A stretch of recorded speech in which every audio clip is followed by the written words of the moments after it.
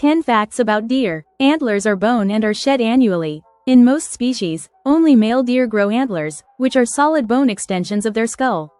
They shed and regrow these antlers every year. Reindeer are the only species where both males and females grow antlers.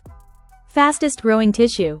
A deer's antlers can be one of the fastest growing tissues on the planet, sometimes growing up to an inch every 2 days while covered in a protective furry layer called velvet. Excellent senses. Deer have a phenomenal sense of smell and very sensitive hearing. Their large eyes are positioned on the sides of their head, giving them a very wide field of vision, almost 300 degrees. Color vision is limited. Deer are red-green colorblind, meaning they have a harder time distinguishing between reds and greens compared to humans. They see blues and yellows more clearly and are thought to be able to see into the ultraviolet spectrum.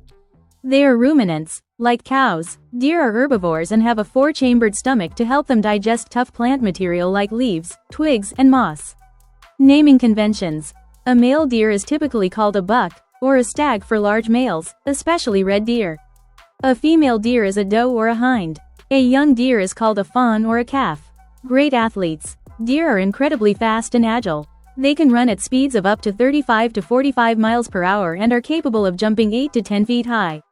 They are also excellent swimmers. The smallest and largest species, the poodoo, found in South America, is the smallest deer species, standing only about 14 inches tall.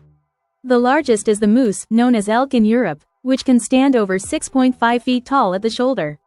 Not all deer have antlers. The Chinese water deer and Siberian musk deer are among the species where the males do not grow antlers. Instead, they have long, sharp upper canine teeth, sometimes called tusks, which they use for fighting. Social animals. Deer often live in groups called herds for safety. The size of the herd can vary significantly depending on the species and the availability of resources.